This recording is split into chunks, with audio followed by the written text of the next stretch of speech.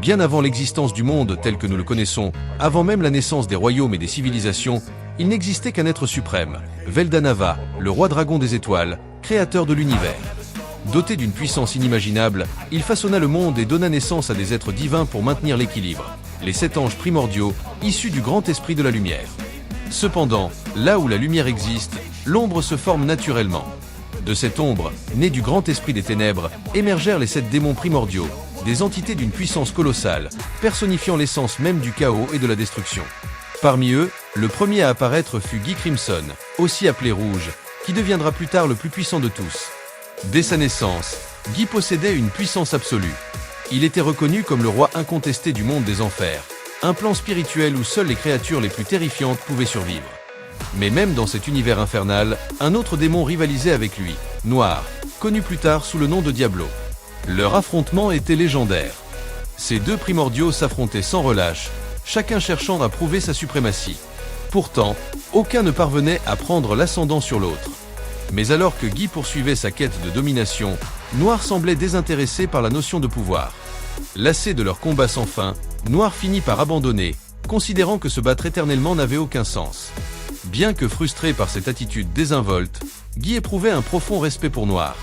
Il était l'un des rares êtres capables de l'affronter d'égal à égal, ce qui faisait de lui un rival unique. Malgré cela, Guy n'avait pas l'intention de relâcher son emprise sur le monde des enfers.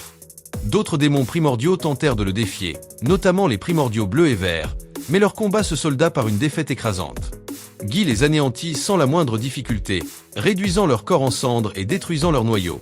Toutefois, en raison de leur nature démoniaque, ils renaquirent plus tard sous une nouvelle forme, et reconnaissant la supériorité absolue de Guy, devinrent ses subordonnés les plus fidèles. Son règne sur le monde des enfers dura des siècles, jusqu'à ce qu'un événement majeur vienne bouleverser son existence. Guy fut invoqué dans le monde matériel, un acte qui marqua le début de son ascension en tant que roi démon. L'invocation de Guy Crimson dans le monde matériel. Alors qu'il régnait en maître sur le monde des enfers, Guy fut brutalement arraché à son domaine par un rituel d'invocation. Cette puissante magie fut exécutée par Jaïl, le grand magicien, un sorcier humain à l'ambition démesurée. Il souhaitait mettre un terme à la guerre des 100 ans, un conflit sanglant qui opposait les nations du Super Magic Empire à leurs ennemis.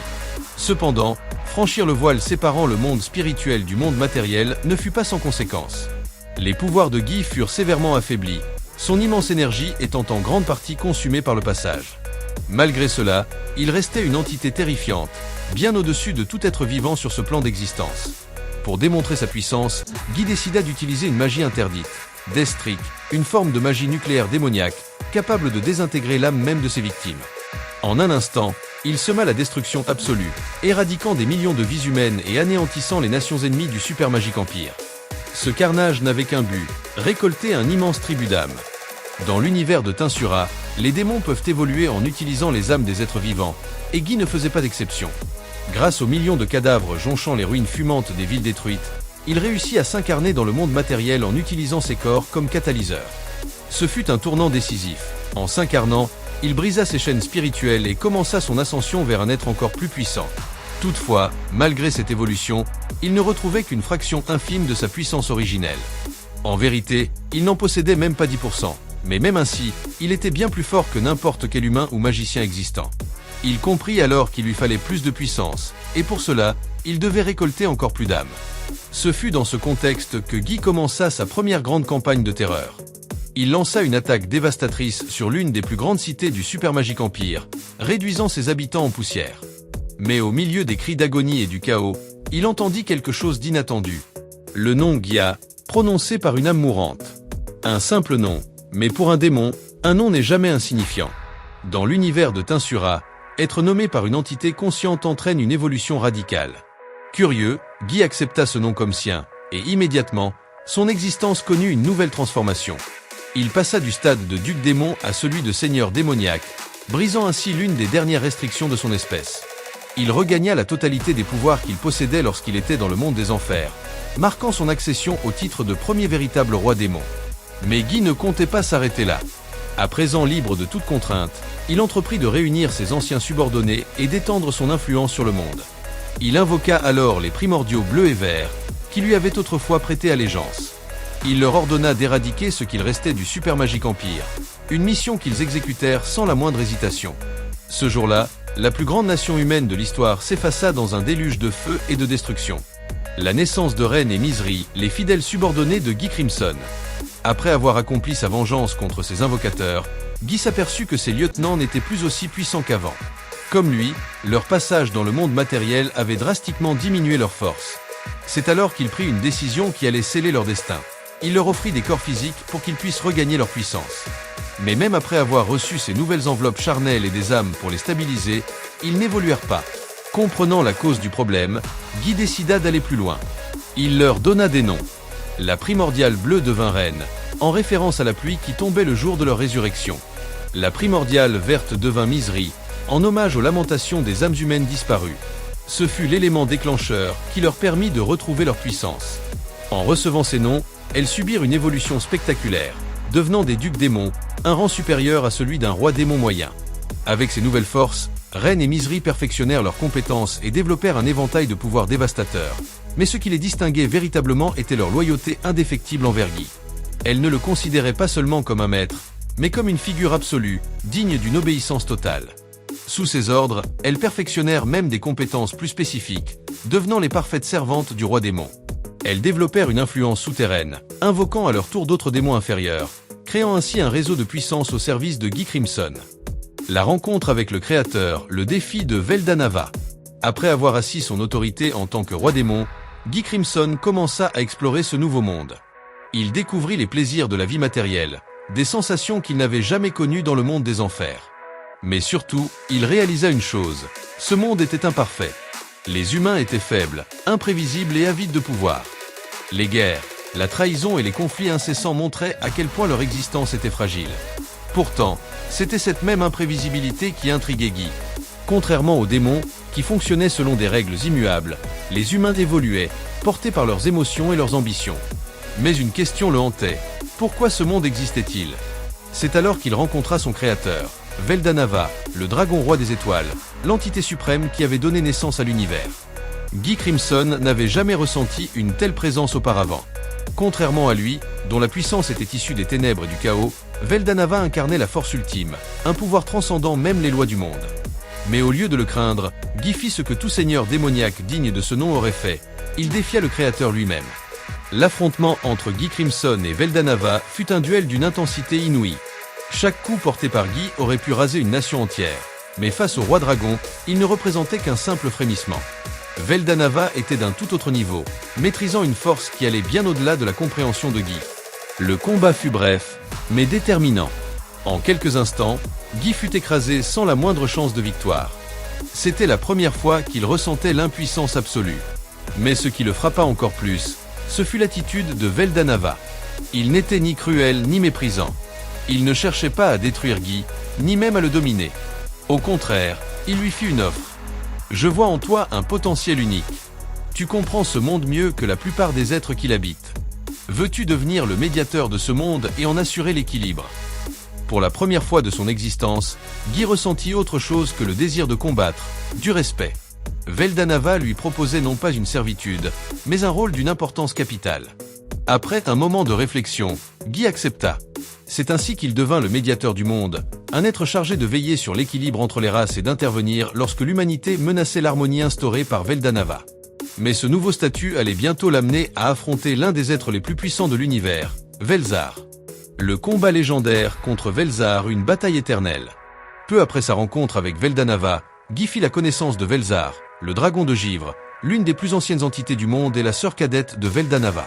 Contrairement à son frère, Velzar était arrogante et belliqueuse. Elle ne comprenait pas pourquoi Veldanava avait accordé de l'importance à un simple démon, encore moins pourquoi il l'avait nommé médiateur du monde. Dans son esprit, seul un dragon méritait une telle responsabilité. Furieuse, elle lança un défi à Guy, un duel à mort pour prouver qui était le plus fort. Le combat dura 3 jours et 3 nuits, un affrontement titanesque qui bouleversa littéralement la structure du monde. Guy et Velzar déchaînèrent des forces primordiales, gelant et brûlant des continents entiers dans leur sillage. Velzar possédait un pouvoir terrifiant, la compétence ultime Patience Roi Gabriel, une capacité qui lui permettait de résister à tout dommage et d'accumuler la puissance de ses adversaires contre eux. Face à cette technique, Guy était désavantagé. Il ne possédait encore qu'une compétence unique, alors que Velzar utilisait une compétence ultime, le niveau suprême du système de pouvoir. Pourtant, Il ne recula jamais. Au passage, si ça vous dit, je pourrais faire une vidéo sur les compétences, leur évolution ainsi que les dons et comment elles fonctionnent pour mieux comprendre leur mécanisme. Je suis sûr qu'il y a des gens ici qui n'avaient jamais entendu parler de dons. Eh bien, c'est un pouvoir qui existe aussi dans l'univers de Tinsura et qui est aussi très important. Donc si ça vous dit, faites-le moi savoir dans les commentaires et je ferai une vidéo dédiée. Revenons maintenant à notre récit. Après 3 jours d'une bataille sans fin, le duel s'acheva sur une égalité. C'était un fait exceptionnel. Un démon primordial, sans compétence ultime, avait réussi à tenir tête à un véritable dragon. Impressionné malgré elle, Velzar comprit que Guy n'était pas un simple démon. Au fond d'elle, une admiration étrange naquit, une rivalité qui se transforma avec le temps en un respect profond, et peut-être même en autre chose. Mais ce combat eut une autre conséquence inattendue. Il permit à Guy de comprendre ce qui lui manquait. L'éveil de Pride King Lucifer, la naissance d'une compétence ultime. Après avoir affronté Velzar et rencontré Veldanava, Guy Crimson comprit une vérité essentielle. Il ne pouvait pas atteindre leur niveau sans posséder une compétence ultime. Jusqu'à présent, il s'était toujours reposé sur sa force brute et son instinct, mais cela avait des limites. Il lui fallait quelque chose de plus, une transcendance. C'est alors qu'un phénomène rarissime se produisit. En plongeant au plus profond de son propre être, Guy parvint à forcer l'évolution de sa compétence unique Pride. Ce qui n'était autrefois qu'une simple expression de son orgueil devint un pouvoir d'une magnitude cosmique. Ainsi naquit Pride King Lucifer, une compétence ultime appartenant au système démoniaque, capable de rivaliser avec les pouvoirs angéliques créés par Veldanava lui-même. Avec cette compétence, Guy Crimson devint l'un des êtres les plus puissants de l'univers, une force comparable aux véritables dragons eux-mêmes. Désormais, il n'était plus seulement un roi démon. Il était une catastrophe vivante, une entité capable de remodeler le monde à sa guise. Voilà, nous sommes arrivés à la fin de cette première partie. Dans la seconde partie, nous allons parler en détail de ses véritables capacités et compétences afin de mieux cerner sa puissance réelle. Et au passage, il est plus fort que Diablo. Dans le monde des enfers, il y a plusieurs milliers d'années, ils étaient à un niveau équivalent. Mais aujourd'hui, dans le monde cardinal, Diablo ne peut absolument rien contre lui. Déjà, il fait jeu égal avec Velzar, le deuxième véritable dragon le plus puissant de l'univers après Veldanava, ce que Diablo ne serait tout simplement pas capable de faire. De plus, il n'est pas affecté par l'arrêt du temps, contrairement à Diablo qui, bien qu'il ait fini par dépasser cette faiblesse, y était vulnérable. Mais soyons honnêtes, Guy peut écraser Diablo quand il le veut. Cependant, je veux connaître vos avis dans les commentaires. Et ne vous inquiétez pas, je ferai une autre vidéo pour les comparer en détail. Peut-être que je me trompe, mais je vais tout analyser et exposer dans cette vidéo comparative afin qu'on puisse enfin trancher sur qui est réellement le plus puissant. Si vous voulez cette vidéo, alors faites-le moi savoir en force dans les commentaires. Dites-moi clairement que vous la voulez. J'ai déjà une idée précise de la façon dont je vais structurer cette vidéo pour qu'elle soit parfaite. Et une fois qu'elle sera postée et que vous l'aurez regardée, vous pourrez me donner votre avis en toute honnêteté sur celui que vous trouvez être le plus fort. Si cette vidéo vous a plu, laissez un like, abonnez-vous et activez la cloche de notification pour ne rien rater des prochaines vidéos. On se retrouve très bientôt pour une nouvelle vidéo épique.